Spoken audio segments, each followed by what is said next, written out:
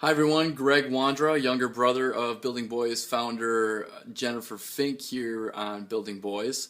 Again, I work as a video game designer for Nickelodeon Games, and the topic I want to talk about today is how much is reasonable for your children to be playing video games, and also video game violence. That's a topic that a lot of parents come talk to me about, and just wanted to share my thoughts on that as well. For starters, I want to talk about what's a healthy amount of time that your children should spend playing video games. That differs greatly from family to family, child to child. I've been guilty of having days myself, especially in my younger days, where I would play all day, 8, 9 hours, as crazy as that may sound. I don't advocate that at all. I would personally recommend that anywhere between 2 hours and down from there is probably deemed a healthy amount per day. Anything beyond that starts to get a little obsessive, but a lot of that has to do with what the child may have going on in their life at that time. If it's a summer vacation, maybe it's okay for a little bit more time. If they're neglecting their homework, maybe it's not okay. In general, though, just as a ballpark figure, though, I would say anything up to 2 hours a day is deemed relatively healthy. I'm huge into fitness as well as video games, as weird as that may sound. Definitely make sure your kids are getting outside and getting some exercise.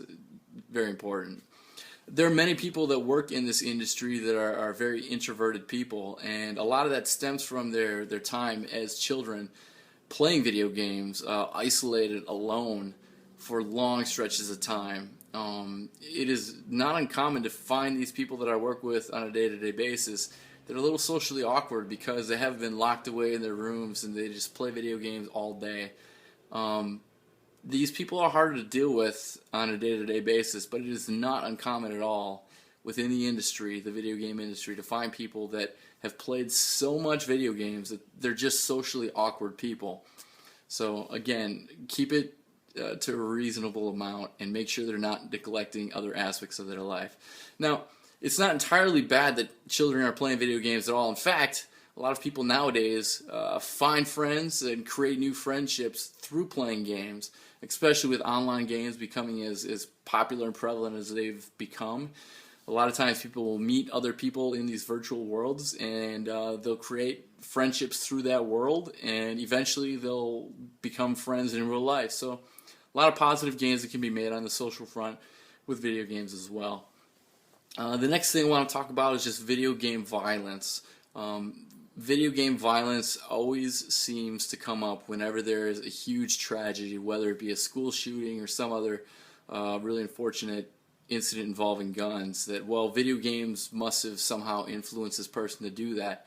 And you have heard stories about the whole Columbine incident, that the people that were responsible for that were known to be popular players of the game Doom, which is a first-person shooter game where you go around shooting baddies. And I don't think violence in video games itself is responsible for these behaviors in these individuals.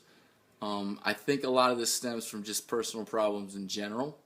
I don't necessarily think it comes from video games. But that said, I do think this is a topic you need to broach with your children and let them know that, hey, this is a virtual world versus this is the real world.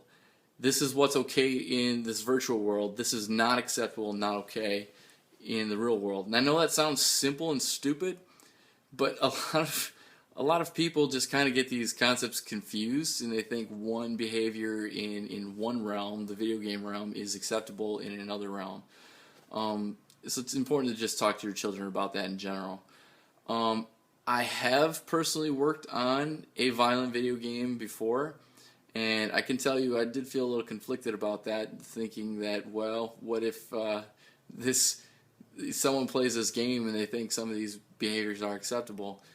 You just got to hope that's not the case, and that the parents do just a good job bringing up their children and letting them know the difference between reality and virtual worlds.